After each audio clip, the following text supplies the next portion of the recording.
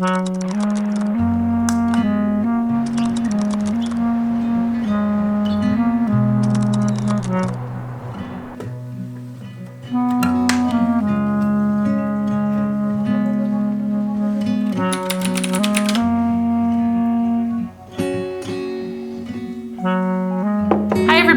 back to my channel. If you're new around here, my name is Megan. I am writing an anti-romantasy, and today we're going to talk about what I mean by that. Because here's the thing, I don't dislike romantasy. I think romantasy is awesome. It's not necessarily my genre, but I have absolutely all the love in the world for it. And when I say it's not my cup of tea, I don't mean like I dislike it. It's just that it doesn't always speak to me the way that like lit fic often speaks to me, or straight romance will speak to me, or honestly, I'm a big self-help book girly. I wrote a self-help book called Welcome to ADHD about what it's like to be both autistic and ADHD. You can get that pretty much anywhere. The link is in the description.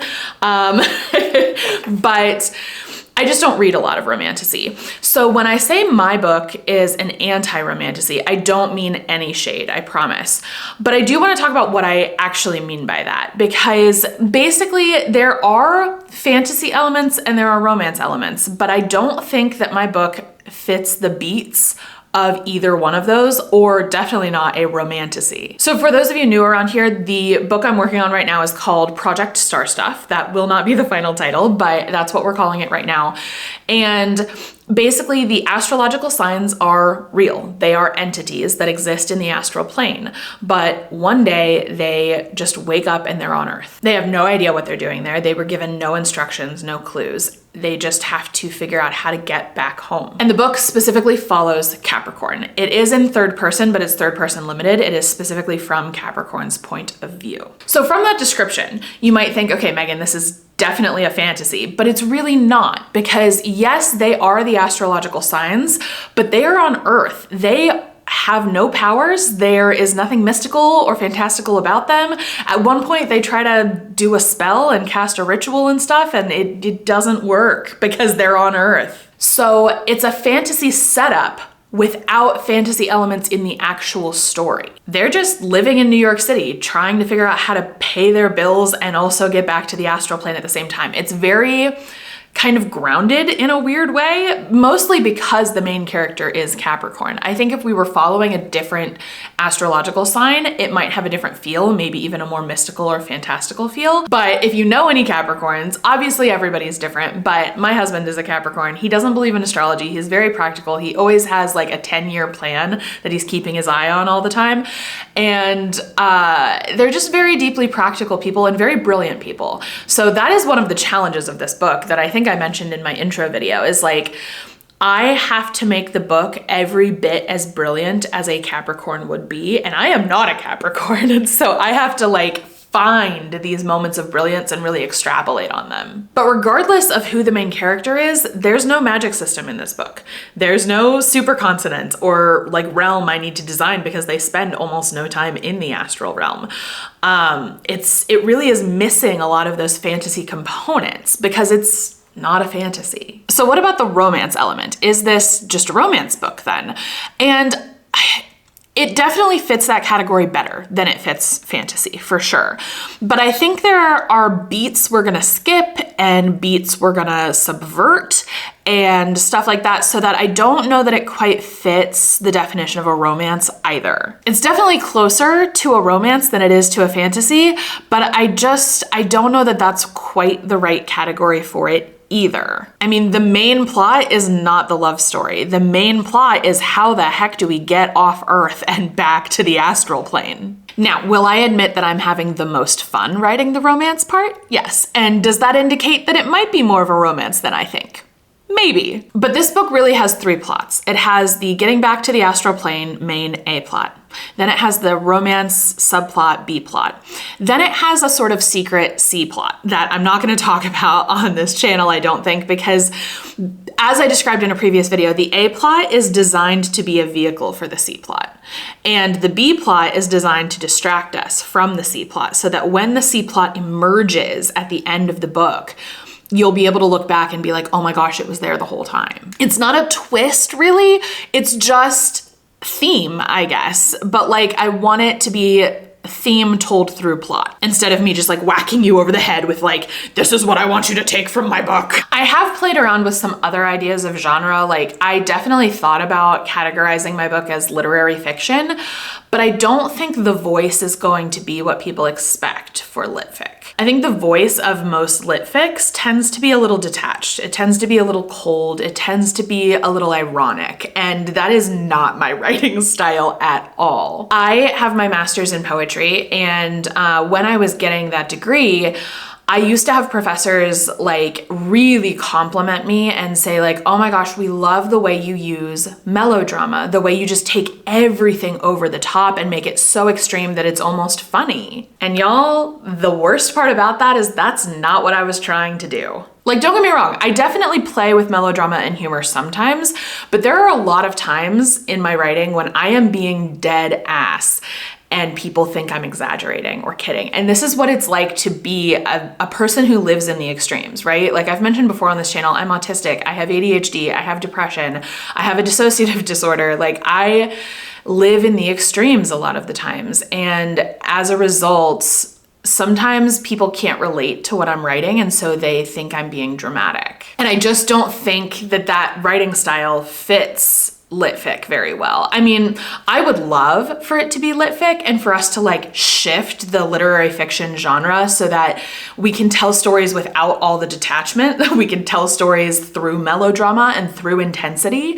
But I don't think that's the current landscape of literary fiction. I guess the books I'm thinking of when it comes to like literary fiction is like My Year of Rest and Relaxation or Blue Sisters, or, you know, some of those books that have come out relatively recently.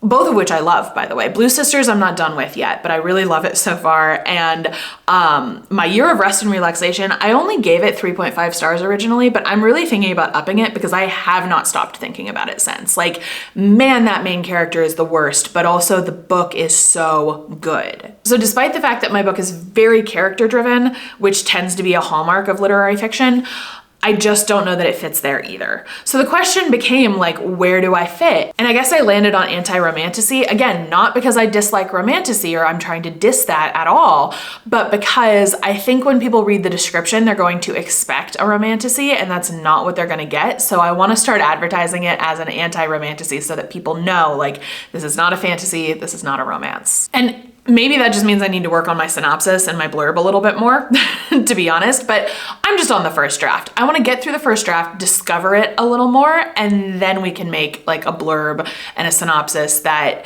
more accurately sets people up for what they're about to receive. So another question that I think people might have is like, why even have these fantasy elements if the story itself is not gonna have any fantasy? And that's something I've asked myself a couple of times, frankly. And I think it comes back to the theme. Right? So this book started, the theme has evolved a lot, but it started because I wanted to write a fictional story that explored the dangers and harms of cancel culture. And I think one of the biggest issues with cancel culture is that we stop seeing people as human and we start seeing them as either a solution or a problem with nothing in between. Like, don't get me wrong, people fuck up and they need to be held accountable, they need to apologize, they need to make amends, they need to help the people they have previously harmed, for sure. But in my experience and what I'm seeing online especially is that people don't actually want to hold people accountable. They want to hurt people who have hurt others. And I guess I don't see that as being part of the solution to whatever it is they did wrong. Cancel culture just strikes me as very punitive and very carceral. It reminds me of our prison system a little bit, which is not designed to actually help people not break laws in the future. It's designed to punish and hurt people who have already broken laws. Or, you know, because our prison system in the US is privately owned and makes a shit ton of money and exploits people for their labor, there's a good chance a lot of those people haven't committed any crimes and are just there as free slave labor. But I digress. I wanted to talk about how we dehumanize people when we try to cancel them. We don't leave any room for them to make amends. We don't leave room for them to actually be held accountable. Now, this often is because people resist being held accountable. But I think part of the reason we resist is because it has become this black and white thing. You fuck up and you either rake yourself over the coals and hate yourself for years in order to make amends to the online community, or you have to defend yourself. And I just think there's an in-between there. Anyway, I was thinking about ways I could tell this story of dehumanization. And I thought maybe the astrological signs would be a really great place to start, because these signs are kind of essentially stereotypes, where you say, okay, a person born under like these stars at this time of year, like is likely to have these traits. And of course, the deeper you get into astrology, the more you realize it's really not stereotypes. There's like a lot to it and it's really fascinating.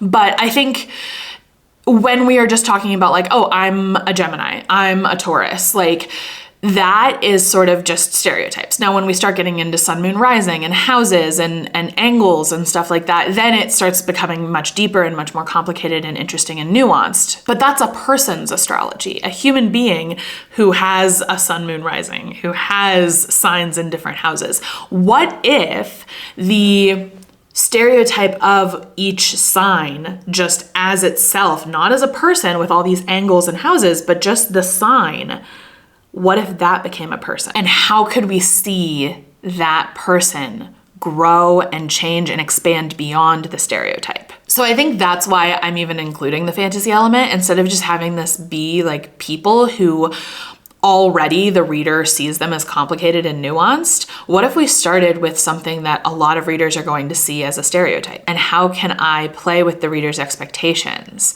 and confirm their biases at first, and then start to slowly throw them off until they realize they have been, the reader themselves have been dehumanizing these characters, and like really make the reader a key player in this experience, which I think is what the best books do. So yeah, there's a lot of theme going on in this book, and I guess I'm like balancing that out by also having a lot of plot, which I think is where it doesn't fit into literary fiction anymore, because literary fiction balances out the theme with the character. I am more balancing with plot, I think. Like, stuff's gonna happen. So far, a lot of stuff hasn't happened. If you've been watching, I was really struggling to get to the inciting incident, but stuff's gonna happen if I can just make myself write it. Although now that I think about it, it is really character driven as well, to be honest. Like I said, we're literally looking at a stereotype becoming more human over time and becoming more complicated and nuanced. And so that's a lot of character. So it's, let's see, it's theme heavy, plot heavy, and character heavy. I'm gonna have to make some choices here.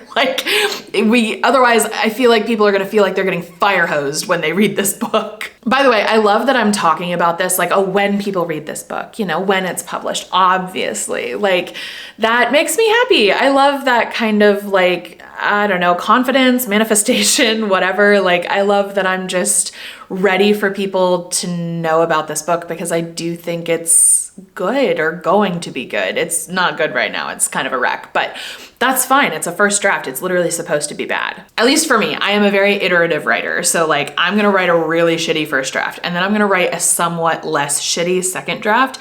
And then I'm going to write a somewhat okay third draft. And I'm just going to keep going and going and going until we get where we need to be, which is why I've been trying to write more recently, because this iterative process means it takes a long time to get to a polished final product, which means I need to pick up the pace on this writing if I want to get this published before I'm like 40. I'm 31 now, by the way. So my goal, if I haven't announced this yet, is to finish the first draft by the end of 2025. So part of how I'm going to do that is I am doing the Readsy 50,000 words in November challenge. Used to be NaNoWriMo, they kind of fell apart, so now it's just a challenge that a lot of us still do. I have attempted 50,000 words in the month of November many times before and literally never hit it. Never even really come close. I think the closest I ever got was like 25,000. And that was when I was in like high school and I was handwriting, so I was like estimating my word count based on like lines and stuff. It was wild. But I'm very excited to announce that as part of my accountability for trying to get 50,000 words in November,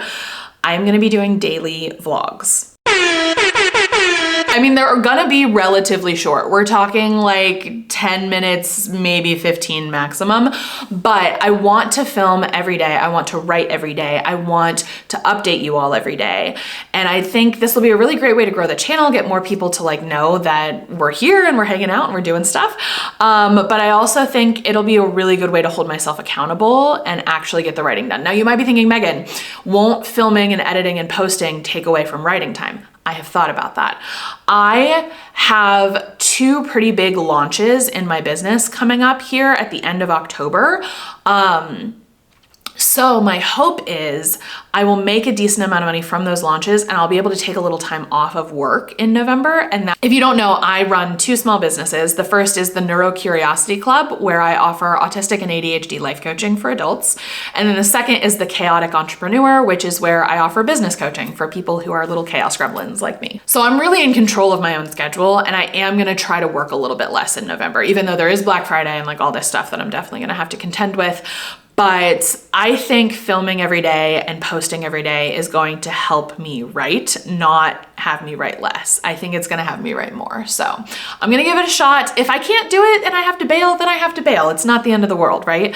But I'm gonna try, because I've had so much fun with AuthorTube already. Like, I have had a blast filming these videos and keeping track of my writing and sharing it with you all. So yeah, that's my introduction to my anti-romantasy book, Project Star Stuff. If you stayed until the end, thank you so much. Go ahead and drop your favorite fantasy emoji in the comments just to let me know you made it to the end here. I'm super curious which ones people like. If you could also take a minute to hit the like button, and if you liked this video, maybe go ahead and subscribe. It really helps small channels like this one grow and find our people. Thank you so much for watching, and I'll see you next time.